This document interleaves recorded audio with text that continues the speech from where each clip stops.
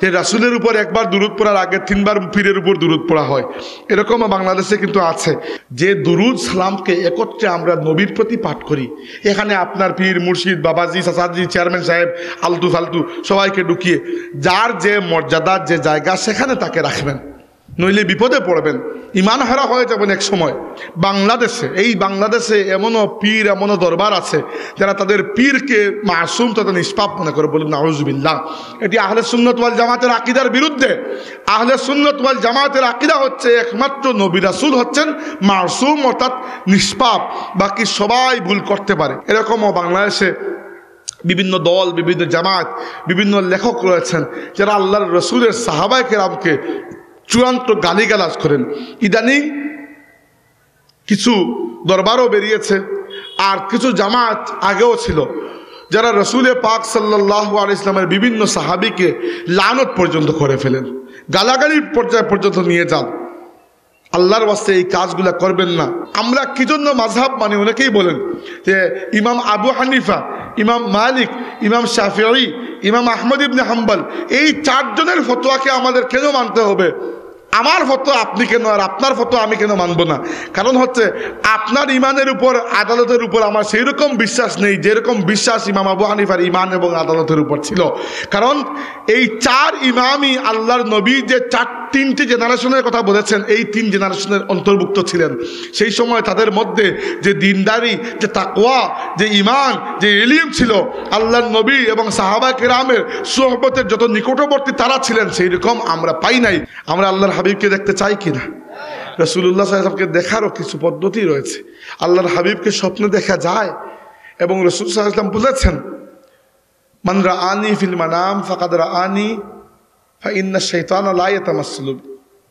আল্লাহ রাসূল বলেছেন, যে ব্যক্তি আমাকে স্বপ্নে দেখলো সে সত্যি সত্যি আমাকে দেখলো, কারণ শয়তান আমার রূপ ধারণ করতে পারে না।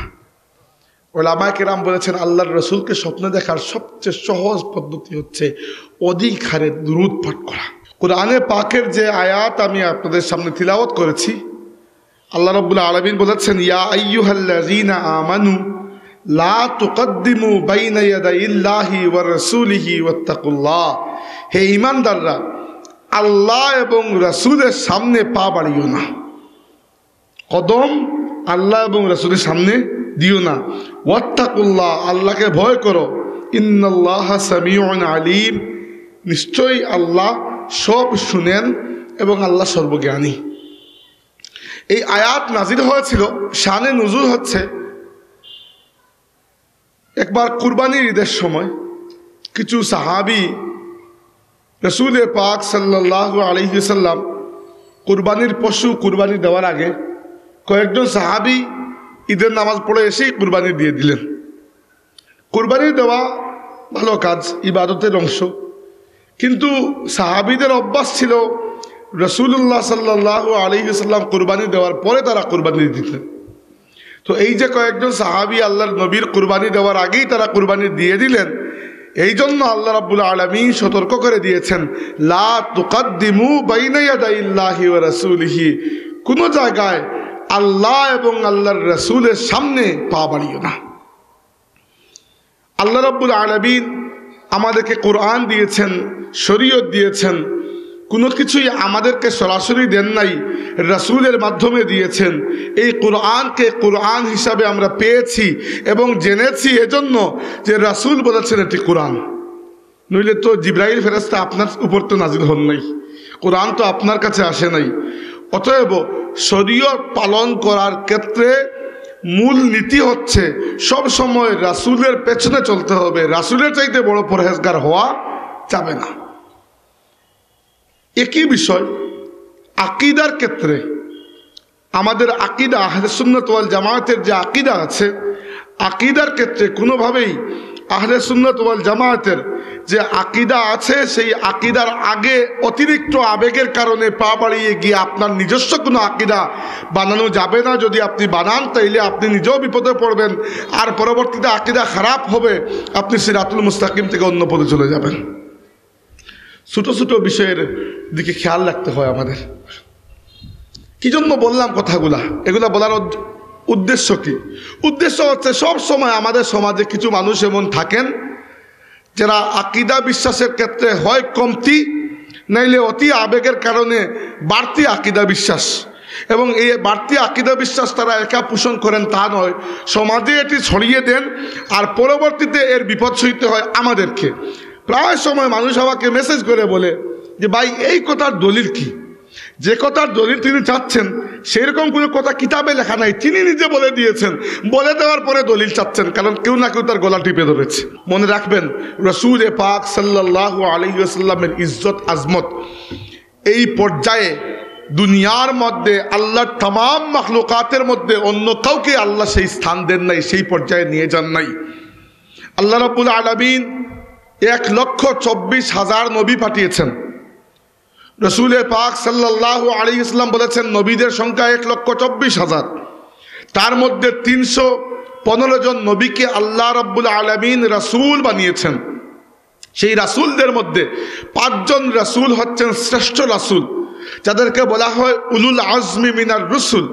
এই 5 জনের মধ্যে তালিকা যদি আমরা বলি, শুরু থেকে নূহ আলাইহিস সালাম, ইব্রাহিম আলাইহিস সালাম, মুসা আলাইহিস সালাম, ঈসা আলাইহিস সালাম, এবং আমাদের নবী আল মুস্তাফা ওয়াল মুজতাবা মুহাম্মদুর রাসূলুল্লাহ সাল্লাল্লাহু আলাইহি ওয়াসাল্লাম, আল্লাহ তাবারাকা ওয়া তাআলা এই শ্রেষ্ঠ 5 জন রাসূলের মধ্যেও আমাদের নবী সাল্লাল্লাহু আলাইহি ওয়াসাল্লামকে সবচেয়ে বেশি মর্যাদা দান করেছেন। এবং সেই মর্যাদার প্রমাণ আমরা পাই মেরাজের রাতে রসুল পাক সাল্লাল্লাহু আলাইহি ওয়াসাল্লাম যখন মসজিদে হারাম থেকে ফেরেশতা জিবরাইল আলাইহিস সালামের সঙ্গে বুরাকের উপর সওয়ার হয়ে জেরুজালেম আল কুদস মসজিদে আকসায় তাশরিফ নিলেন। আল্লাহর নবী গিয়ে দেখলেন সেখানে তামাম নবী রাসূলকে আল্লাহ পাক জমা করে রেখেছেন, এবং হাদিসে এসেছে সেখানে নামাজের জামাত হলো, এবং আমাদের নবী সাল্লাল্লাহু আলাইহি ওয়াসাল্লাম নবীদের সেই জামাতের মধ্যে ইমামতি করলেন। আমরা যে আমাদের নবীকে ইমামুল আম্বিয়া বলি, এটি কেবল কথার কথা নয়, আল্লাহ পাক সেটি প্রমাণ করে দুনিয়াবাসীর জন্য একটা রেকর্ড রেখেছেন যে রূহ জগতের মধ্যে সব নবীদেরকে জমা করে, কারণ ওই নবীরা দুনিয়া থেকে ইন্তেকাল করে ফেলেছেন আমাদের নবী আসার আগেই, তাই আল্লাহ রুহানিভাবে এদেরকে জমা করে রাসূলুল্লাহ সাল্লাল্লাহু আলাইহি ওয়াসাল্লামকে আল্লাহ পাক রুহানি এবং জিসমানি উভয়ভাবে মেরাজে নিয়ে গেছেন। আল্লাহর নবীর রূহ এবং শরীর উভয়টি নিয়েই মেরাজে গেছেন। অন্য নবীদেরকে আল্লাহ সেই জগৎ থেকে এনে জমা করেছেন, এবং রসুল পাক সাল্লাল্লাহু আলাইহি ওয়াসাল্লামের ইমামতিতে তামাম নবী রাসূল সেই জামাতে নামাজ আদায় করেছেন। দ্বিতীয়ত, রসুল পাক সাল্লাল্লাহু আলাইহি ওয়াসাল্লাম বলেছেন কিয়ামতের দিন আল্লাহ তাবারাকা ওয়া তাআলা যখন প্রচণ্ড রাগ, প্রচণ্ড শক্তি এবং আল্লাহ রাব্বুল আলামিন প্রচণ্ড ন্যায় নিয়ে মানুষের বিচার করতে বসবেন, ভয় পেয়ে যাবে পুরো মানব জাতি, কেউ আল্লাহ রাব্বুল আলামিনের সামনে কোনো কথা বলার সাহস পাবে না। বলেছেন ও আনা খাতিবুহুম ইজা ইয়াইসু, যেদিন সবাই নিরাশ হয়ে কথা বন্ধ করে আল্লাহর সামনে দাঁড়িয়ে থাকবে, সেই দিন যদি আল্লাহর সামনে কেউ কথা বলে, একমাত্র আমি মুহাম্মদুর রাসূলুল্লাহ আল্লাহর সামনে কথা বলবো। ও আনা আউয়ালু শাফিউ ওয়া আউয়ালু মুশাফফা, আমি প্রথম হব যাকে আল্লাহ শাফাতের অনুমতি দেবেন, এবং আমি প্রথম হব যার শাফাতকে আল্লাহ কবুল করে নেবেন। আমার নবী সেই নবী যার ব্যাপারে আল্লাহ বলেছেন কুল ইন কুনতুম তুহিব্বুনাল্লাহ ফাত্তাবিউনি ইউহিব্বুকুমুল্লাহ, হে রাসূল আপনি বলুন, হে মানুষেরা, তোমরা যদি আল্লাহকে মহব্বত করো, অর্থাৎ মহব্বত যদি করার দাবি করো বা মহব্বত করতে চাও, ফাত্তাবিউনি, তাহলে আমার অনুসরণ করো, ইউহিব্বুকুমুল্লাহ, তাহলে আল্লাহ নিজে তোমাদেরকে তার মহব্বতের মধ্যে নিয়ে নেবেন। যে নবীকে আল্লাহ রাব্বুল আলামিন এই মর্যাদা দিয়েছেন, যাকে ভালোবাসার নাম হচ্ছে ঈমান। রাসূল পাক সাল্লাল্লাহু আলাইহি ওয়াসাল্লাম বলেছেন লা ইউমিনু আহাদুকুম হাত্তা আকুনা আহাব্বা ইলাইহি মিন ওয়ালিদিহি ওয়া ওয়ালাদিহি ওয়ান নাসি আজমাইন, তোমাদের মধ্যে কোনো ব্যক্তি মুমিন হতে পারবে না যতক্ষণ না আমি তার কাছে তার মা বাপ, তার সন্তান সন্ততি এবং পুরো দুনিয়ার মানুষের চাইতে তার কাছে মহব্বতের পাত্র না হব। যার ভালোবাসার নাম ঈমান, সেই নবীকে আপনি যে ক্রেডিট দিচ্ছেন, দুরুদ এবং সালাম একত্রে তার প্রতি পেশ করছেন, সেই জায়গায় অন্য কাউকে আপনি নিয়ে যাবেন না, এটা উচিত নয়। দুরুদ এবং সালাম একত্রে আমরা রসুল পাক সাল্লাল্লাহু আলাইহি সাল্লামের প্রতি প্রেরণ করি। আর এই প্রেরণ করার মধ্যে কত মর্যাদা! আল্লাহর রসুল বলেছেন, যে ব্যক্তি একবার দুরুদ পাঠ করে আল্লাহ পাক তাকে 10টা নেকি দান করেন, তার 10টা গুনাহ মাফ হয়ে যায়। আর ফেরেশতা জিবরাইল বলেছেন, আমা তারদাকা ইয়া মুহাম্মদ আন তুসাল্লি আলাইয়া মিন উম্মাতিকা ওয়াহিদাতান ইল্লা সাল্লাইতু আলাইহি 10। হে মুহাম্মদ সাল্লাল্লাহু আলাইহি ওয়াসাল্লাম, আপনার যে উম্মত আপনার প্রতি একবার দুরূদ পাঠ করবে, আমি জিবরাইল তার জন্য 10 বার আল্লাহর কাছে রহমতের দোয়া করব। আল্লাহর হাবিব সাল্লাল্লাহু আলাইহি ওয়াসাল্লাম বলেছেন যে, হে আমার উম্মত, তোমাদের জন্য সর্বশ্রেষ্ঠ দিন হচ্ছে জুমার দিন। জুমার দিনে আমার প্রতি বেশি করে দুরূদ পাঠ করো। এক সাহাবী জিজ্ঞেস করেছেন, ইয়া রাসূলুল্লাহ, আপনার ইন্তেকালের পরে যখন আপনাকে আমরা কবরে রেখে আসব, তখনও কি আমাদের দুরূদ আপনার কাছে যাবে? রাসূল পাক সাল্লাল্লাহু আলাইহি ওয়াসাল্লাম জবাব দিয়েছেন, ফা ইন্না সলাতাকুম মারুদাতুন আলাইয়া। হ্যাঁ, কেননা তোমাদের দুরূদ আল্লাহ আমার কাছে পৌঁছে দেবেন। ফা ইন্নাল্লাহা হাররামা আলাল আরদি আন তাকুলা আজসাদাল আম্বিয়া। আর কবরে রেখে এটি মনে করার সুযোগ নাই যে নবী পচে গলে গেছেন। আল্লাহর রাসূল বলেছেন, নবীদের দেহ বক্ষণ করাকে আল্লাহ মাটির জন্য হারাম করে দিয়েছেন। যাকে আল্লাহ এই মর্যাদা দিয়েছেন, আপনি তার সাথে অন্য কাউকে মিলিয়ে নিলেন। এই ধরনের জিকির আজকার আমাদের সিলসিলায় নাই, এই ধরনের অতি আবেগ ফুলতুলি সিলসিলায় নাই, জৌনপুরি সিলসিলায় নাই, বদরপুরি সিলসিলায় নাই, এই ধরনের অতি আবেগ বালাকুটি সিলসিলায় নাই। এই ধরনের আনন্দ ফুর্তি করতে চাইলে অন্যান্য সিলসিলা পেয়ে যাবেন, যেখানে এই ধরনের কথাবার্তা হয় যে রাসূলের উপর একবার দুরূদ পড়ার আগে 3 বার পীরের উপর দুরূদ পড়া হয়। এরকম বাংলাদেশে কিন্তু আছে। কিন্তু দয়া করে এই ধরনের কোনো কিছু আজকে একটিকে জায়েজ মনে করে আপনি জায়গা দেবেন, কালকে আরেকটি আসবে, পরশুদিন আরেকটি আসবে, আস্তে আস্তে এমন অবস্থা হবে যে কোনো একটি জায়গায় পুরোপুরি ভণ্ডামি শুরু হয়ে যাবে। এই জন্য এই বিষয়গুলো প্রতি চূড়ান্তভাবে খেয়াল রাখবেন। আমাদের স্ট্যান্স খুবই ক্লিয়ার। আল্লাহ পাক তাবারাকা ওয়া তাআলা আমাদের রব। আমাদের রব হচ্ছেন ওয়াহদাহু লা শারীকা লাহু, তার কোনো শরীক নাই। আমরা কখনো আমাদের নবীকে যতই ভালোবাসি না কেন আল্লাহ পর্যায়ে আমরা নিয়ে যাই না। নবী আল্লাহর বান্দা এবং রাসূল, এটি আমাদের আকীদার অংশ। এজন্য আমরা বলি ওয়া আশহাদু আন্না মুহাম্মাদান আবদুহু ওয়া রাসূলুহু। আর আমাদের নবী শিখিয়ে গেছেন, হ্যাঁ হে আমার উম্মত, তোমরা আমাকে তো মহব্বত করবে, কিন্তু মহব্বত করে করে ঈসা আলাইহিস সালামের উম্মত তাকে আল্লাহর পুত্র বানিয়ে দিয়েছে। খবরদার, ইন্নী আবদুল্লাহি ওয়া রাসূলুহু কুলু আবদুল্লাহি ওয়া রাসূলুহু, আমি আল্লাহর বান্দা এবং তার রাসূল, আমাকে আল্লাহর বান্দা এবং রাসূল বলবে। নবীদেরকে তিনি মর্যাদা দিয়েছেন সত্য, কিন্তু রব নবীদের উপরও মাঝে মধ্যে রাগ করেন, কারণ তিনি রব। নবী হতে পারেন, কিন্তু তিনি আল্লাহর বান্দা। আল্লাহর নবী সাল্লাল্লাহু আলাইহি ওয়াসাল্লাম, কাফিররা যখন আমাদের নবীকে কোনো প্রশ্ন করত, রাসূল পাক সাল্লাল্লাহু আলাইহি ওয়াসাল্লাম বলতেন, আমি কাল জবাব দেব ইনশাআল্লাহ। তিনি অপেক্ষা করতেন যে নিজের পক্ষ থেকে জবাব না দিয়ে একটু অপেক্ষা করি, নিশ্চয়ই আল্লাহ রাব্বুল আলামিন ওহীর মাধ্যমে আমাকে জানিয়ে দেবেন, আমি কালকে জবাব দিয়ে দেব। তো একবার কাফিররা 3টা প্রশ্ন নিয়ে এসেছে।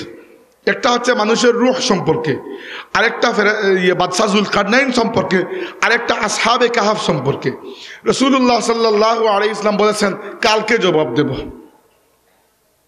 অপেক্ষা করেছেন, পরের দিন আল্লাহ রাব্বুল আলামিন ওহী নাযিল করেননি, এরপরের দিনও না, এরপরের দিনও না। এভাবে করতে করতে ওহী নিয়ে ফেরেশতা আর আসেন না। কাফিররা টিটকারি মারতে শুরু করেছে যে মুহাম্মদ সাল্লাল্লাহু আলাইহি ওয়াসাল্লাম ফেল করে গেছে। 15 দিন পরে আল্লাহ রাব্বুল আলামিন ওহী নাযিল করেছেন। ওহীর মাধ্যমে আল্লাহ সবগুলো প্রশ্নের জবাব দিয়েছেন, কিন্তু সাথে এটাও বলে দিয়েছেন, ওয়ালা তাকুলান্না লিশাইইন ইন্নী ফাইলুন যালিকা গাদান ইল্লা আন ইয়াশা আল্লাহ।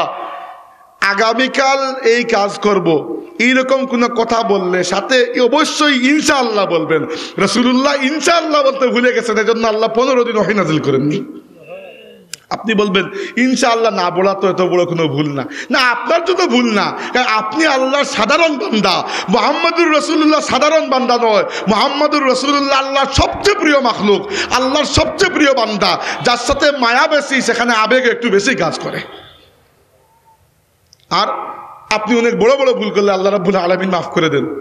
নবীরা তো এমনিতেই নিষ্পাপ, নবীদের থেকে কোনো গুনাহ হয় না, কিন্তু মানবিক যে ছোটোখাটো একটু এদিক সেদিক হয় সেখানে আল্লাহ রাব্বুল আলামিন রাগ করেন। মুসা আলাইহিস সালাম, দুঃখিত, নূহ আলাইহিস সালাম তার পুত্র কেনানের জন্য আল্লাহর কাছে দোয়া করেছেন। নূহ আলাইহিস সালামের কওমের উপর যখন আল্লাহর আযাব আসলো, মহাপ্লাবন বন্যা আসলো, তার পুত্রের ব্যাপারে আমরা জানি, আর যদি থাকে আমরা জানি না। একজনের নাম হাম, একজনের নাম সাম, একজনের নাম ইয়াফিস, আর একজনের নাম কিনান। বাকি তিনজন ইসলাম কবুল করেছেন, কিন্তু কিনান ইসলাম কবুল করেনি। তিনি কিনানকে অনেকবার বলেছেন, বাবা তুই নৌকায় উঠে আয়, নৌকায় উঠে আয়। সে বলেছে আমি যদি পাহাড়ের উপর উঠে যাব, ওই পাহাড় আমাকে বাঁচিয়ে দেবে। তিনি বলেছেন বাঁচতে পারবে না রে বাপ, চলে আয়। সে উঠে না, ইমানও আনে না। তিনি আল্লাহর কাছে দোয়া করছেন, আল্লাহ আমার ছেলেটিকে বাঁচাও। আল্লাহ বলেছেন খবরদার, তার জন্য দোয়া করবে না। তিনি বলছেন আল্লাহ আমার পরিবারের সন্তান, আমার নিজের সন্তান। আল্লাহ বলেছেন ইন্নাহু লাইসা মিন আহলিক ইন্নাহু আমালুন গায়রু যালিক ফালা তাসআলনি মা লাইসা লাকা বিহি ইলম। হে নূহ, এই ছেলে তোমার সন্তান হলো, এ তোমার পরিবারের অংশ নয়, কারণ এ আল্লাহর নাফরমানি করেছে। অতএব এই বিষয়ে দ্বিতীয়বার আমাকে যেন কোনো প্রশ্ন না করো। এবার আপনি বলবেন আল্লাহ তার নবীকে ধমক দিয়েছেন কেন? কারণ আল্লাহ হচ্ছেন রব। আমাদের আকীদা এই ব্যাপারে খুবই পরিষ্কার, আল্লাহ হচ্ছেন রব। আর রব্বু রব্বুন ওয়া ইন তানাজ্জাল ওয়াল আবদু আবদুন ওয়া ইন তারাক্কা। অর্থ হচ্ছে রব, তিনি রবই, তিনি যতই নিচে নেমে আসুন, অর্থাৎ তিনি যতই আপনার নিকটে নেমে আসুন।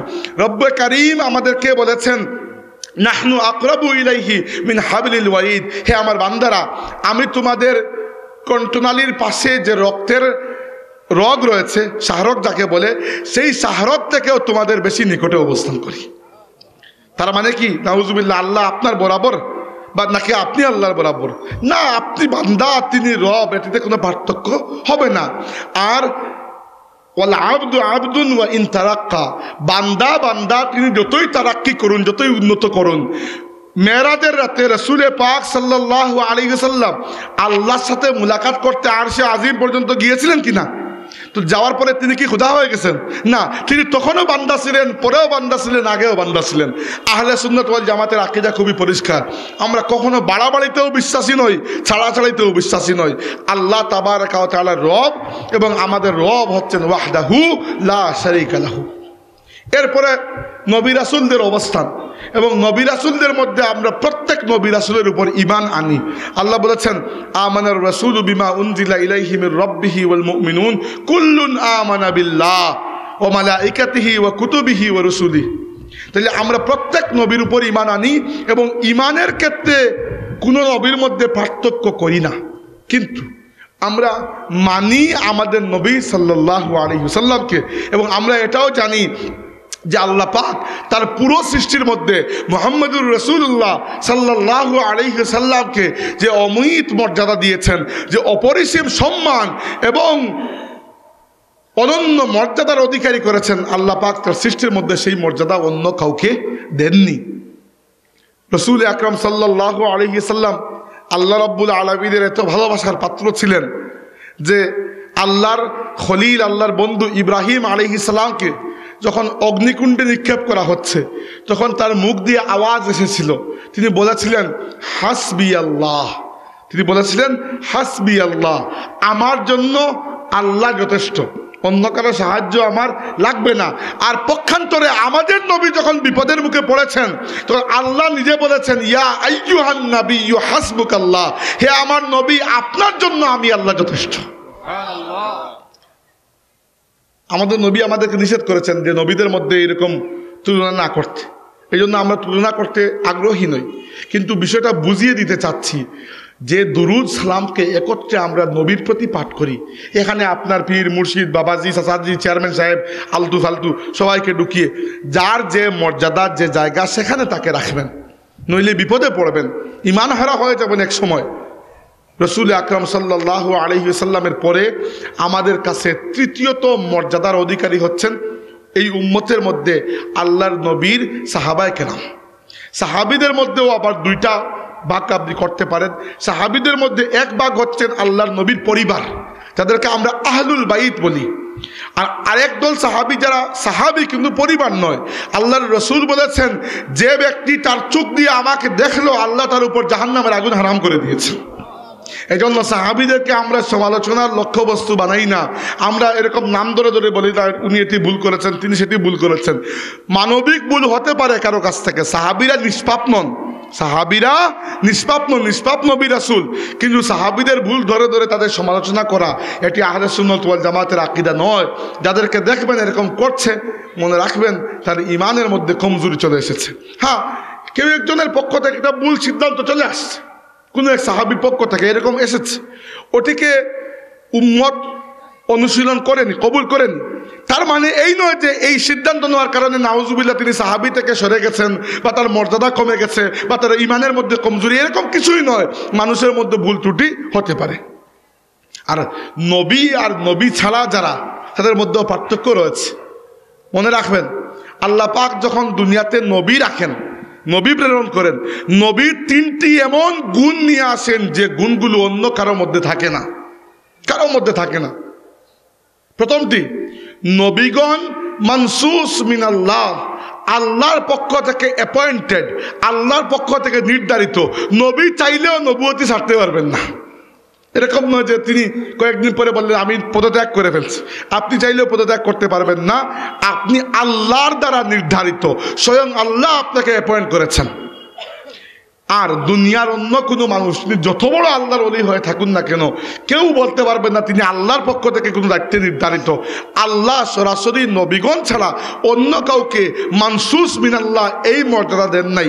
হ্যাঁ, আপনি আল্লাহর ইবাদত করে করে আল্লাহর চরম ওয়ালায়াত, আল্লাহর পরম সান্নিধ্য লাভ করতে পারেন, এটি সম্ভব। আপনি সুহাদা, সালেহীন, সিদ্দিকিনদের মর্যাদা লাভ করতে পারেন, কিন্তু নবী হতে পারবেন না। নবী কোনো পরীক্ষার মাধ্যমে হয় না।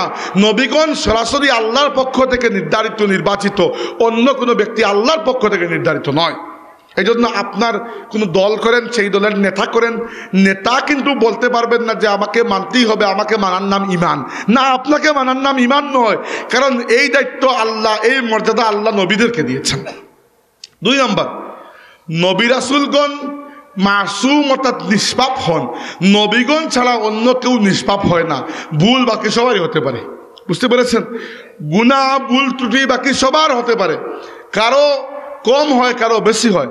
কাউকে আল্লাহ মাহফুজ রেখেছেন, গুনাহ থেকে দূরে রেখেছেন, প্রোটেকশন দিয়ে রেখেছেন। কাউকে আমাদের মতো এরকম ছেড়ে দিয়েছেন, তাদের আল্লাহর পক্ষ থেকে সেই রকম কোনো স্পেশাল প্রোটেকশন পাই না। আমাদের তো সেই যোগ্যতাও তো নাই, আমরা তো সেদিকে সেরকম আল্লাহর মারিফতও তো লাভ করি নাই। সাহাবা কেরাম সেরকম মারিফত লাভ করেছেন বলে তারা ভুল করা মাত্র রাসূলের মাধ্যমে আল্লাহ তাদেরকে ভুলকে সংশোধন করে দিয়েছেন, ঠিক করে দিয়েছেন। কিন্তু মাসুম অর্থাৎ নিষ্পাপ আমাদের মধ্যে আর কেউ নয়। বাংলাদেশে, এই বাংলাদেশে এমনও পীর, এমনও দরবার আছে যারা তাদের পীরকে মাসুম তথা নিষ্পাপ মনে করে, বলুন নাউজুবিল্লাহ। এটি আহলে সুন্নাত ওয়াল জামাতের আকীদার বিরুদ্ধে। আহলে সুন্নাত ওয়াল জামাতের আকীদা হচ্ছে একমাত্র নবী রাসূল হচ্ছেন মাসুম অর্থাৎ নিষ্পাপ, বাকি সবাই ভুল করতে পারে। হ্যাঁ, কেউ করেছেন, কেউ করেননি, কেউ কম, কেউ বেশি, কিন্তু ভুলের সম্ভাবনা সবার মধ্যে থাকে। 2টা। 3 নম্বর, নবীকে চ্যালেঞ্জ করা যায় না, বাকি দুনিয়ার যে কোনো মানুষকে চ্যালেঞ্জ করা যায়। নবীকে চ্যালেঞ্জ করা মাত্র আপনি কাফির হয়ে যাবেন। নবী যদি কোনো কথা বলেন আর আপনি যদি বলেন যে আপনি এই কথা পাইলেন কই, দলিল কি, আপনি কাফির হয়ে যাবেন। নবী নিজেই দলিল। নবী যা বলেন, ওমা ইয়ানতিকু আনিল হাওয়া ইন হুয়া ইল্লা ওয়াহয়ুন ইউহা, তিনি নিজের খায়েশ থেকে কিছু বলেন না, তিনি সব সময় তাই বলেন যা তাকে আল্লাহর ওয়াহির মাধ্যমে আল্লাহ রাব্বুল আলামিন জানিয়ে দেন। তাই নবীগণের এই 3টা গুণ অন্য কোনো মানুষের মধ্যে থাকে না, সাহাবায়ে কেরামের মধ্যেও না। তাই নবী রাসূলদের মর্যাদার পরে আসে আল্লাহর নবীর সাহাবীদের মর্যাদা। এরকমও বাংলাদেশে বিভিন্ন দল, বিভিন্ন জামাত, বিভিন্ন লেখক রয়েছেন যারা আল্লাহর রসুলের সাহাবায়ে কেরামকে চূড়ান্ত গালিগালাজ করেন। ইদানিং কিছু দরবারও বেরিয়েছে, আর কিছু জামাত আগেও ছিল যারা রসুলে পাক সাল্লাল্লাহু আলাইহি ওয়াসাল্লামের বিভিন্ন সাহাবীকে লানত পর্যন্ত করে ফেলেন, গালাগালির পর্যায়ে পর্যন্ত নিয়ে যান। আল্লাহর ওয়াস্তে এই কাজগুলো করবেন না। মনে রাখবেন, ইমাম ইবনে হাজার আসকালানী রাহমাতুল্লাহি আলাইহি লিখেছেন যে ইমাম ইবনে আব্দুল বার মালিকি রহমতুল্লাহ এই ফতোয়া হচ্ছে, যে ব্যক্তি আল্লাহর নবীর সাহাবীদেরকে গালাগালি করে, আল্লাহর নবীর সাহাবীদেরকে মন্দ বলে, তোমরা জেনে রাখবে এই ব্যক্তি জিন্দিক অর্থাৎ ইসলাম থেকে সে বেরিয়ে গেছে। কারণ এই মানুষগুলোর উপর ইসলাম টিকেছে, তাদের ইমানের উপর, তাদের সাহাবিয়তের উপর, তাদের আদালতের উপর যদি সন্দেহ হয় তাহলে কখনো আপনার ইমান ঠিক থাকবে না। এই জন্য আল্লাহর নবীর সাহাবিদেরকেও আমরা দুরুদ এবং সালামের মধ্যে ঢুকিয়ে নেই। আমরা বলি আল্লাহুম্মা সাল্লি আলা মুহাম্মদ ওয়া আলা আলি মুহাম্মদ ওয়া আলা আসহাবি মুহাম্মদ। হে আল্লাহ, মুহাম্মদের পরিবার এবং মুহাম্মদের সাহাবী সাল্লাল্লাহু আলাইহি ওয়াসাল্লাম এদের প্রত্যেকের প্রতি আপনার পক্ষ থেকে রহমত বর্ষণ করুন। তাইলে সাহাবা এবং আহলে বায়তকে আমরা এই ব্যাপারে শামিল করি। এরপরে মর্যাদার দিক থেকে কারা আসেন?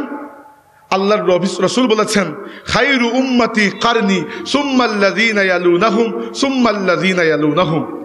সবচেয়ে উত্তম উম্মত হচ্ছে আমার যুগের উম্মত। বলে সুবহানাল্লাহ। আল্লাহর নবী কি বলেছেন? সবচেয়ে উত্তম উম্মত আমার যুগের উম্মত, অর্থাৎ সাহাবায়ে কেরাম। সুম্মাল্লাযীনা ইয়ালুনাহুম, 2 নম্বরে এরপরে তাদের অবস্থান যারা সাহাবীদের পরে আসছে তাদেরকে আমরা তাবেঈ বলি। সুম্মাল্লাযীনা ইয়ালুনাহুম, আর এরপরে তাদের অবস্থান যারা তাবেঈদের পরে আসছে তাদেরকে আমরা তাবেঈ বলি। এই 3 জেনারেশন সাহাবা, তাবেঈন, তাবেঈন বা আতবাউত তাবেঈন বহুবচন বললে, এদেরকে আল্লাহর নবী সার্টিফিকেট দিয়েছেন যে আমার উম্মতের সবচেয়ে বেস্ট জেনারেশন, সবচেয়ে উত্তম প্রজন্ম হচ্ছে এই 3টা, যারা আমারও সাহাবায়ে কেরাম, আমার সাহাবায়ে কেরামের পরের জেনারেশন, এর পরের জেনারেশন। এদের পক্ষ থেকে মিথ্যা, ইসলামের মধ্যে বানোয়াট কিছু ঢুকানো, এরকম কোনো ফিতনা উঠে নাই। পরবর্তীতে মানুষ এসে এই ফিতনাগুলো উঠিয়েছে। এই জন্য আমরা কি জন্য মাযহাব মানি? অনেকেই বলেন যে ইমাম আবু হানিফা, ইমাম মালিক, ইমাম শাফিঈ, ইমাম আহমদ ইবনে হাম্বল, এই 4 জনের ফতোয়াকে আমাদের কেন মানতে হবে? আমার ফতোয়া আপনি কেন আর আপনার ফতোয়া আমি কেন মানব না? কারণ হচ্ছে আপনার ইমানের উপর, আদালতের উপর আমার সেই রকম বিশ্বাস নেই যেরকম বিশ্বাস ইমাম আবু হানিফার ইমান এবং আদালতের উপর ছিল। কারণ এই 4 ইমামই আল্লাহর নবী যে 3টে জেনারেশনের কথা বলেছেন, এই 3 জেনারেশনের অন্তর্ভুক্ত ছিলেন। সেই সময় তাদের মধ্যে যে দিনদারি, যে তাকওয়া, যে ইমান, যে ইলম ছিল, আল্লাহর নবী এবং সাহাবায়ে কেরামের সুহবতের যত নিকটবর্তী তারা ছিলেন সেই রকম আমরা পাই নাই। এই জন্য রাসূলুল্লাহ, এরপরে সাহাবায়ে কেরাম, এরপরে পরের 2 জেনারেশন, এরপরে বাকি দুনিয়ার মানুষ। এবার আপনি বলবেন, ইয়া আল্লাহ, এরকম যদি উপর থেকে হিসাব করে আসেন, আমরা ওনার কোনো লিস্টেই নেই, তাই না? আমরা লিস্টে আসি। আসলে আল্লাহর নবী নিজে আমাদেরকে লিস্টে ঢুকিয়েছেন। কীভাবে ঢুকিয়েছেন? একবার রাসূল পাক সাল্লাল্লাহু আলাইহি ওয়াসাল্লাম সাহাবীদেরকে জিজ্ঞেস করলেন, আইয়ুল খালকি আজাবু ইলাইকুম ঈমানা। হে আমার সাহাবীরা, তোমরা একটু বলো তো যে আল্লাহর পুরো সৃষ্টির মধ্যে কাদের ইমান তোমাদের কাছে বড় চমৎকার ইমান মনে হয়, বড় বিস্ময়কর, বড় আশ্চর্য ইমান, বড় সুন্দর, বড় চমৎকার ইমান? সাহাবীরা বললেন, আল মালাইকা, ইয়া রাসূলুল্লাহ, ফেরেশতাদের ইমান সবচেয়ে চমৎকার। আল্লাহ নবী বললেন, না, ওমা লাহুম লা ইউমিনুন ওয়া হুম ইনদা রাব্বিহিম। আল্লাহর ফেরেশতারা যদি ইমানদার হন, এখানে তো চমৎকার কি আছে? তারা আল্লাহর কাছে অবস্থান করেন। আল্লাহর কাছে অবস্থান করেও যদি আপনি ইমানদার না হন, তাহলে ইমানদার হবে আর কি? যে ছেলে ক্লাস 1 থেকে 10 পর্যন্ত A+ পেয়ে এসছে, সে যদি দাখিল পরীক্ষায় A+ পেয়ে যায় তো আশ্চর্য হওয়ার কিছু নাই। যে ছেলে খালি বারবার ফেল করে, সে যদি A+ পেয়ে যায়, সেখানে আশ্চর্য হওয়ার কিছু আছে? তো ফেরেশতারা তো এমনিতেই আল্লাহ রাব্বুল আলামিনের হুকুমের অধীন, গুনাহ করার ক্ষমতাই তাদের নাই, গুনাহ করার ফাংশনটাই আল্লাহ তাদেরকে দেন নাই, এবং তারা তাদের রবের সান্নিধ্যে আছেন। সেখানে থেকে যদি ফেরেশতারা ইমান আনেন আল্লাহর উপর, এটি তো খুব আশ্চর্য হওয়ার কিছু তো নাই। সাহাবীরা বললেন, ফান্নাবিয়ুন, তাইলে আমাদের মনে হয় নবীদের ইমান সবচেয়ে চমৎকার। রাসূল সাল্লাল্লাহু আলাইহি ওয়াসাল্লাম বললেন, না, ওমা লাহুম লা ইউমিনুনা ওয়াল ওয়াহয়ু ইয়ানজিলু আলাইহিম। নবী রাসূলগণ যদি ইমানদার হন, তাহলে তো আশ্চর্য হওয়ার কি আছে? তারা কেন ইমানদার হবেন না? তাদের উপর তো খুদ আল্লাহ রাব্বুল আলামিন ওহী নাযিল করেন। যার কাছে প্রতিনিয়ত ফেরেশতা আসতেছেন ওহী নিয়ে, যাকে আল্লাহ নিজে মুজিজা দান করেছেন, সেই নবী, সেই রাসূল যদি ইমানদার হয়ে যান, এখানে তো অবাক হওয়ার তো কিছু নাই। সাহাবীরা বললেন, ফানাহনু ইয়া রাসূলুল্লাহ, ইয়া রাসূলুল্লাহ, তাইলে মনে হয় সবচেয়ে ভালো ঈমান আমাদের, সবচেয়ে সুন্দর চমৎকার ঈমান আমাদের, আপনার সাহাবীদের। রাসূল সাল্লাল্লাহু আলাইহি ওয়াসাল্লাম বললেন, ওমা লাকুম লা তুমিনুন ওয়া আনা বাইনা আযহুরিকুম, তোমরা ইমানদার না হলে আর কে ইমানদার হবে? আমি মুহাম্মদুর রাসূলুল্লাহ খুদ তোমাদের মাঝে অবস্থান করছি। আমাকে দেখেও যদি ইমানদার না হও, তাহলে আর কখন ইমানদার হবে? তো তোমাদের ইমান সবচেয়ে বিস্ময়কর, সবচেয়ে সুন্দর, সবচেয়ে চমৎকার, এই কথা কেমনে বলো? সাহাবীরা বলেন, তাইলে তো আর আমরা জানি না, আল্লাহ এবং রাসূল ভালো জানেন। ইয়া রাসূলুল্লাহ, আপনার কাছে সবচেয়ে বিস্ময়কর, সবচেয়ে চমৎকার ইমান কোন মানুষের? রাসূল সাল্লাল্লাহু আলাইহি ওয়াসাল্লাম বললেন, আমার কাছে সবচেয়ে ইমানদার, সবচেয়ে চমৎকার ইমানদার হচ্ছে তারা যারা আখিরি জামানায় দুনিয়াতে আসবে, আমাকে দেখবে না, না দেখে আমার প্রতি ইমান আনবে। রাসূল পাক সাল্লাল্লাহু আলাইহি ওয়াসাল্লাম বলেছেন, তুবা লিমান রাআনি ওয়া আমানা বি, আমি মুবারকবাদ দিচ্ছি, আমি মুবারকবাদ, ধন্যবাদ, অভিনন্দন জানাচ্ছি আমার সেই উম্মতকে যে আমাকে দেখলো আর আমার উপর ঈমান আনলো। সাহাবায়ে কেরাম, ওয়া তুবা সাবা মাররাতিন লিমান আমানা বি ওয়া লাম আরানি, আর যে আমাকে না দেখে আমার উপর ঈমান আনলো তাকে আমি 7 বার ধন্যবাদ দিচ্ছি। তাইলে আমাদের অবস্থা কিন্তু খুব দূরে নয়, আমরা কিন্তু খুব দূরের উম্মত নই। রাসূল পাক সাল্লাল্লাহু আলাইহি ওয়াসাল্লাম বলেছেন, আখিরি জামানায় আমার এমন উম্মত আসবে, বি আহলিহি ওয়া মালিহি, সে তার পরিবার পরিজন এবং সমস্ত সম্পদ কুরবান করার বিনিময়ে একটাবার আমাকে দেখতে চাইবে। আমরা আল্লাহর হাবিবকে দেখতে চাই কিনা? রাসূলুল্লাহ সাল্লাল্লাহু আলাইহি ওয়াসাল্লামকে দেখারও কিছু পদ্ধতি রয়েছে। আল্লাহর হাবিবকে স্বপ্নে দেখা যায়, এবং রাসূল সাল্লাল্লাহু আলাইহি ওয়াসাল্লাম বলেছেন, মান রাআনি ফিল মানাম ফাকাদ রাআনি ফা ইন্না শাইতানা লা ইয়াতামাসসালু। আল্লাহ রাসূল বলেছেন, যে ব্যক্তি আমাকে স্বপ্নে দেখলো সে সত্যি সত্যি আমাকে দেখলো, কারণ শয়তান আমার রূপ ধারণ করতে পারে না। উলামায়ে কেরাম বলেছেন, আল্লাহর রাসূলকে স্বপ্নে দেখার সবচেয়ে সহজ পদ্ধতি হচ্ছে অধিক হারে দুরূদ পাঠ করা, অধিক হারে দুরূদ পাঠ করা। তাই একটি আমল অন্ততপক্ষে আজকের এই মাহফিল থেকে আমরা শিখে যাব, সেটা হচ্ছে বৃহস্পতিবার রাত থেকে শুরু করে শুক্রবার আসরের পর পর্যন্ত ওই যে সময়টা, ওই সময়ের মধ্যে আপনারা সবচেয়ে প্রধান যে নফল আমলটি করবেন, ফরজ নামাজ ছাড়া নফল আমল যেটা করবেন সবচেয়ে বেশি, সেটা হচ্ছে আল্লাহর নবীর প্রতি দুরূদ পাঠ করা। রাসূলুল্লাহ সাল্লাল্লাহু আলাইহি ওয়াসাল্লামের প্রতি দুরূদ পাঠ করা এত বড় নিয়ামত, এত বড় ফজিলতের আমল, যে এই আমলটা আল্লাহর রাসূলকে স্বপ্নে দেখার সবচেয়ে উত্তম পদ্ধতি। বলুন সুবহানাল্লাহ। 2 নম্বর, উলামায়ে কেরাম বলেছেন, যে ব্যক্তি আল্লাহর রাসূলের সুন্নতকে ইজ্জত করে, রাসূলুল্লাহ সাল্লাল্লাহু আলাইহি ওয়াসাল্লাম তাকে স্বপ্নে দিদার দেন। সুন্নতকে ইজ্জত করার মানে কি? সুন্নতের উপর আমল করা, ঠিক আছে, এটাও নেক কাজ এবং এটা করা উচিত, কিন্তু তার চেয়ে আগে সুন্নতকে ইজ্জত দেওয়া জরুরি। দাড়ি রাখার আগে দাড়িকে সম্মান দিতে জানতে হবে। আলহামদুলিল্লাহ আমাদের সমাজে এখন এগুলো ঠিকই আছে। দাড়ি পাকা মুরব্বীদেরকে কিন্তু আমরা কিছু বলি না।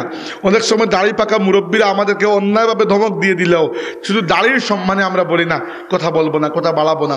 এটি হচ্ছে ওই মুরব্বীকে নয়, আল্লাহর নবীর সুন্নতকে আপনি ইজ্জত দিয়েছেন। বুঝতে পেরেছেন? আমরা টুপিকে ইজ্জত করি, টুপিকে এরকম পায়ের পাশে ফেলে রাখি না, কারণ এটা আল্লাহর নবীর সুন্নত। পাগড়িকে আমরা ইজ্জত করি, পাগড়িওয়ালা দেখলে আমরা একটু এগিয়ে গিয়ে সালাম দেই, কারণ সম্মানটা ওই কাপড়ের টুকরোর নয়, সম্মানটা হচ্ছে ওই পাগড়ি আমার নবীর সুন্নত। সাহাবা কেরামের মধ্যে আল্লাহর রসুলের সুন্নতের, আল্লাহর রসুলের তাবাররুকের এত মহব্বত ছিল যে হজরতে খালিদ ইবনে ওয়ালিদ রাদিয়াল্লাহু আনহু তার টুপির মধ্যে রসুলে পাক সাল্লাল্লাহু আলাইহি ওয়াসাল্লামের কিছু চুল মুবারক সেলাই করে বেঁধে রেখেছিলেন, এবং খালিদ ইবনে ওয়ালিদ রাদিয়াল্লাহু আনহু প্রত্যেক জিহাদের সময় এগুলোর ওসিলা নিয়ে আল্লাহ পাক তাবারাকা ওয়া তাআলার কাছে দোয়া করতেন। শুধু তাই নয়, আল্লাহর নবী একবার এক সাহাবী আব্দুল্লাহ ইবনে উনাইস রাদিয়াল্লাহু আনহুকে একটা অনেক কঠিন মিশন দিয়ে পাঠিয়েছেন। একটা কাফির নাম ছিল খালিদ ইবনে সুফিয়ান, সে মদিনায় আক্রমণ করে আল্লাহর রসুলকে হত্যা করার জন্য প্রস্তুতি নিচ্ছিল। আল্লাহর নবী সংবাদ পেয়ে আব্দুল্লাহ ইবনে উনাইস রাদিয়াল্লাহু আনহুকে পাঠিয়েছেন যে তাকে গিয়ে তুমি আক্রমণ করো, যেন সে মুসলমানদের উপর আক্রমণ করতে না পারে। তিনি গিয়ে সফলভাবে একা আল্লাহর বান্দা গিয়ে ওই কাফেলায় প্রবেশ করে যে ব্যক্তি প্রস্তুতি নিয়ে রেখেছিল আল্লাহর নবীকে হত্যা করার জন্য, তাকে তিনি হত্যা করে এসেছেন। আসার পরে এত বড় কাজ আঞ্জাম দিয়ে এসেছেন, তার মনের মধ্যেও একটা আকুতি যে আল্লাহর নবীর কাছ থেকে আমি কি পাবো এর বিনিময়টা কি পাবো। আল্লাহর নবী এমন বিনিময় দিলেন, নিজের হাতের লাঠি মুবারক তাকে উপহার দিয়ে দিলেন। বললেন, আব্দুল্লাহ ইবনে উনাইস, এই লাঠি নিয়ে নাও এবং এই লাঠি সঙ্গে রাখবে, কিয়ামতের দিন এই লাঠি দেখে আমি তোমাকে পরিচয় করে ফেলবো। আব্দুল্লাহ ইবনে উনাইস রাদিয়াল্লাহু আনহু জীবনেও এই লাঠি তার হাত থেকে হাতছাড়া করেন নাই। ইন্তেকালের আগে তার পরিবারের লোকদেরকে বলে গেছেন যে আমার কাফনের সাথে আল্লাহর হাবিবের লাঠি মুবারক দিয়ে দিও। এই হচ্ছে সাহাবায়ে কেরামের তাজিম এবং মহব্বত আল্লাহর নবীর ব্যবহৃত জিনিসের প্রতি। আমাদের মা উম্মে সালামা রাদিয়াল্লাহু আনহা, আল্লাহর নবীর স্ত্রী, অন্যতম একজন স্ত্রী, উনার কাছে রাসূলে পাক সাল্লাল্লাহু আলাইহি ওয়াসাল্লামের ব্যবহৃত একটি বাটি ছিল। আল্লাহর হাবিব দুনিয়া থেকে বিদায় নেওয়ার পরে মদিনায় বা আশেপাশে কোনো মহিলার যদি কোনো প্রসব বেদনা বা এরকম কোনো যন্ত্রণা উঠতো, পেটে ব্যথা বা কোনো অসুস্থতা, কোনো রোগ, বিশেষ করে প্রসব বেদনা বা কখনো জিনে ধরা বা এই ধরনের সমস্যা হতো, তো উনার কাছে পাঠাতো মানুষ। উনি কি করতেন, আল্লাহর রসুলের ওই বাটি মুবারক ভরে একটু পানি তাদেরকে দিয়ে দিতেন এবং প্রত্যেকটা মানুষ আল্লাহ শিফা দিয়ে দিতেন এই বাটির ওসিলায়। আমাদের মা আয়েশা সিদ্দিকা রাদিয়াল্লাহু আনহার কাছে রসুলে পাক সাল্লাল্লাহু আলাইহি ওয়াসাল্লামের একটি ব্যবহৃত পোশাক ছিল, একটি জামা ছিল। তিনি ইন্তেকাল করার সময় তার বোন আসমা রাদিয়াল্লাহু আনহাকে ওই জামা দিয়ে গেছেন। আসমা রাদিয়াল্লাহু আনহা বলেছেন, আমরা যে কোনো অসুস্থ রোগীকে এই জামা ভিজিয়ে পানি দিতাম এবং ওই পানি খেয়ে ওই রোগী শিফা লাভ করত। এই হচ্ছে আল্লাহর রসুলের ব্যবহৃত জিনিসের প্রতি ইজ্জত।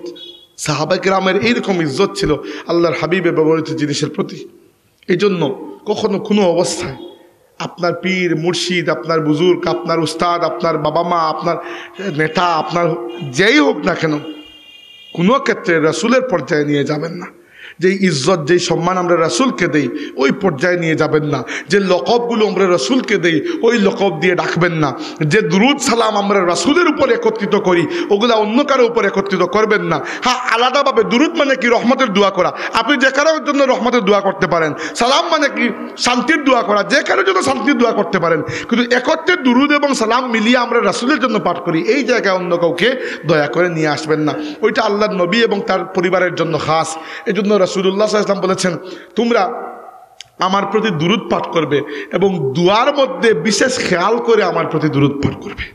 বলেছেন, সাল্লু আলাইয়া ওয়াজতাহিদু ফিদ দুআ ওয়া কুলু আল্লাহুম্মা সাল্লি আলা মুহাম্মদ ওয়া আলা আলি মুহাম্মদ। হে উম্মত, সংক্ষিপ্ত হলেও আমার জন্য দুয়ার মধ্যে দুরুদ পাঠ করবে এবং সংক্ষিপ্ত করেও এতটুকু বলবে, আল্লাহুম্মা সাল্লি আলা মুহাম্মদ ওয়া আলা আলি মুহাম্মদ। নামাজে এই দুরুদ পড়লে আবার হবে না, নামাজের দুরুদ নামাজের জন্য আলাদা, যেটা শেখানো হয়েছে আমাদেরকে। কিন্তু দুয়ার মধ্যেও আপনাকে দুরুদ পাঠ করতে হবে এবং দুয়া কবুল করানোর একটা বড় ওসিলা হচ্ছে যদি দুয়ার আগে এবং পরে আপনি দুরুদ লাগান, আল্লাহ সেই দুয়াকে কবুল না করে খালি ফিরিয়ে দেন না। বুঝতে পেরেছেন আল্লাহ তার নবীকে কি পরিমাণ মর্যাদা দিয়েছেন। এই জন্য সাহাবায়ে কেরাম আল্লাহর নবীকে কি পরিমাণ মর্যাদা দিয়েছেন। আর বলছিলাম, আল্লাহর নবীকে স্বপ্নে দেখার সবচেয়ে উত্তম দুটি পদ্ধতি, যারা স্বপ্নে দেখেছেন, আমি তো আর দেখি নাই ভাই, আমি তো গুনাহগার মানুষ, আপনিও বেশিরভাগ মানুষ তো দেখেন না এখানে, যারা দেখেছেন তারা বলেছেন আল্লাহর নবীকে স্বপ্নে দেখার সবচেয়ে সহজ দুটি পদ্ধতি, একটি হচ্ছে অধিক হারে দুরুদ পাঠ করা, দুরুদ মানে দুরুদ সালাম দুটি, আর আরেকটি হচ্ছে আল্লাহর নবীর সুন্নতকে ইজ্জত করা। হ্যাঁ, সুন্নতের উপর আমল করা ওটা তো শরীয়তের একটা চাহিদা, এটা তো করবেন আপনি। কিন্তু সুন্নতকে আমল করার চেয়েও এর আগে জরুরি হচ্ছে সুন্নতের প্রতি নিজের মনের মধ্যে একটা ইজ্জত, একটা আজমত জমিয়ে রাখা। কারণ কি, এই সুন্নতকে ইজ্জত দেওয়ার মাধ্যমে আপনি রাসূলকে ইজ্জত দিচ্ছেন।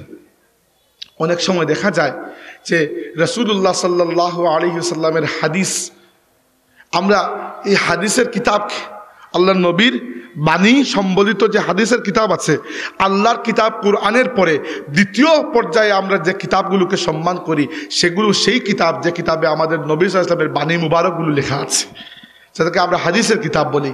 এবং এই হাদিসের কিতাবকে কুরআনের পরে আমরা দ্বিতীয় পর্যায়ে মর্যাদা দেই। এবং আল্লাহর নবীর দুরুদের কথা বলতে গিয়ে একটা কথা মনে হলো যে আরবের দুটি দেশে আমার কিছু লম্বা সময় অবস্থান করার সুযোগ হয়েছিল, একটি সৌদি আরব আর একটি মিশর। আরবে এখনো এই সংস্কৃতি টিকে আছে যে দেখবেন আপনি দুজন আরব আরব বলতে সৌদি আরবের হতে পারে, মিশরের হতে পারে, আরব এলাকার দুজন মানুষ যদি তুমুলভাবে ঝগড়ায় লিপ্ত থাকে, একে অন্যের সাথে খুব ঝগড়া করছে, মানে মেরে ফাটিয়ে দিবে এরকম অবস্থা, কোনোভাবে ঝগড়া থামানো যাচ্ছে না, ওই সময় যদি আপনি গিয়ে বলেন তাদেরকে সল্লু আলেন নবী, নবীর উপর দুরূদ পড়ো, সাথে সাথে দুইজন মানুষ ঝগড়া থামিয়ে দেবে। এই সভ্যতা, এই কালটা তাদের মধ্যে এখনো আছে। একবারে মারাত্মক মানে ঝগড়া করতেছে, মনে হচ্ছে কোনোভাবেই এদের ঝগড়া থামানো যাবে না, মারামারি করেই ফেলবে এরা। ওই সময় যদি আপনি গিয়ে বলেন, বা এদের মধ্যে কেউ একজন বলে সল্লু আলান নবী, নবীর প্রতি দুরূদ পড়ো, তারা বাকি সব কাজ বাদ দিয়ে বলবে আল্লাহুম্মা সাল্লি আলা মুহাম্মদ ওয়া আলা আলি মুহাম্মদ। তো এই কালচারটা আমাদের মধ্যেও আসা উচিত। মানুষের খারাপটা শিখবো, ভালোটা শিখবো না, এটা কেমন করে হয়? তাইলে যে আমলটির প্রতি বিশেষ করে আপনাদের আমি আগ্রহ দিচ্ছি, বৃহস্পতিবার সন্ধ্যার পর থেকে শুক্রবার আসর পর্যন্ত, মানে শুক্রবারের রাত এবং শুক্রবার দিন, এই সময়গুলোতে অধিক হারে দুরূদ পাঠ করবেন। কারণ আল্লাহর রাসূল বলেছেন, আল্লাহ পাক আদম আলাইহিস ইসলামকে সৃষ্টি করেছেন যে দিন, সেদিনটি ছিল শুক্রবার, জুমার দিন। আর দুনিয়া যেদিন খতম হবে কিয়ামত, সেদিনটাও হবে শুক্রবার, জুমার দিন। এবং জুমার দিনে আল্লাহর নবী বলেছেন, অধিক হারে আমার প্রতি দুরূদ পাঠ করো। আর জুমার দিনে এমন একটা সময় আছে, যে সময়ে কেউ যদি দোয়া করে আল্লাহ পাক তার দোয়া ফিরিয়ে দেন না। ওই সময়কে বলা হয় সাআতুল ইস্তিজাবাহ, দোয়ার সময়, জবাবের সময়, দোয়া কবুলের সময়। ওই সময় কোনটি? আমাদের ওলামায়ে কেরাম বলেছেন, আল্লাহ নবী সেই সময়টার নাম বলেন নাই, কারণ তিনি চাচ্ছেন উম্মত যেন পুরো দিনটি কাজে লাগায়। কিন্তু আমাদের আলিমগণ বলেছেন যে দুইটা সময় হওয়ার সম্ভাবনা আছে। একটি হচ্ছে মুয়াজ্জিন জুমার নামাজের আজান দেওয়ার পর থেকে ইমাম সাহেব যখন নামাজে দাঁড়ান, এর আগ পর্যন্ত যে সময়টা থাকে, ওই সময়টা হচ্ছে দোয়া কবুলের সময়। বুঝতে পেরেছেন? জুমার আজান হয় কয়টায়? 12:30টায়, উদাহরণ দিলাম। এরপরে সুন্নত পড়েন, ইমাম সাহেব খুতবা পাঠ করেন, এরপরে তো নামাজে দাঁড়ান, নামাজে দাঁড়াতে দাঁড়াতে ধরেন 1:15 হয়ে যায়। উদাহরণ দিচ্ছি, হয়তো আপনাদের এখানে একটা বিষয় হয়তো হতে পারে, উদাহরণ। তাহলে বুঝলাম আমরা যে এই 12:30 থেকে 1:15 পর্যন্ত এই একটা টাইম, ওই সময় দোয়া করলে আল্লাহ রাব্বুল আলামিন হাত খালি ফিরিয়ে দেবেন না। আর 2 নম্বরটা হচ্ছে জুমার দিনের আসরের শেষ ওয়াক্ত, ওই মাগরিবের আগের ধরেন আধা ঘন্টা 40 মিনিট, মাগরিব হয়ে গেলে আবার ওই সময়টা শেষ হয়ে যাবে। আসরের ওয়াক্ত শেষ হওয়ার পরে মাগরিবের ওয়াক্ত শুরু হওয়ার আগে আসরের শেষ ওয়াক্ত যেটি, সেই সময় দোয়া করলে শুক্রবার দিনে, জুমার দিনে আল্লাহ রাব্বুল আলামিন দোয়া ফিরিয়ে দেন না। সম্মানিত হাজিরিন, যেটি বলছিলাম, আকীদা নির্ধারণ হয় কুরআন সুন্নতের শক্ত দলিলের ভিত্তিতে।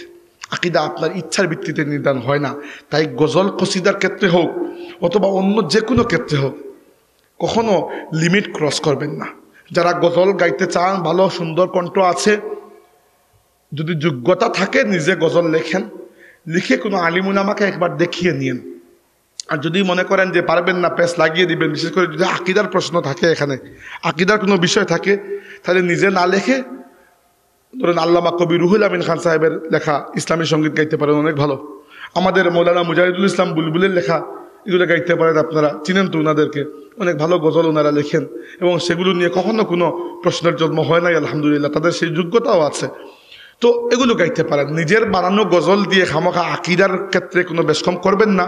আর আকীদার ক্ষেত্রে বেশকম করে পরবর্তীতে এটা বিশাল সমস্যার জন্ম দিবেন, পরবর্তীতে আপনিও বিপদে পড়বেন আর মাসলাককেও বিপদে ফেলবেন।